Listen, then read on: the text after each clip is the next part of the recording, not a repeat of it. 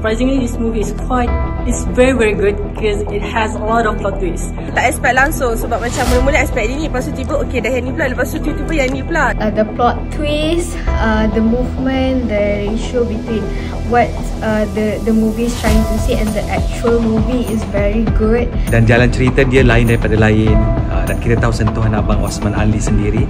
Cerita ni memang unexpected lah, and memang totally enjoy sampai habis. Dan saya suka pemeran karakter wanita dalam cerita ni, Maimun Rohaya, Nabila Huda, Syah Yahya, Alice Surati, Maya Karin, masing-masing membantu cerita ni.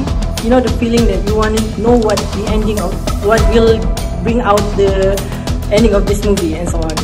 Saya memang favourite dengan mana-mana karya Osman Ali, dan bila tengok lapisan-lapisan pelakon seperti Maya Karin, Farid Kamil yang memang biasa orang kata bawa Osman Ali, saya tahu cerita ni mesti lain pada yang lain.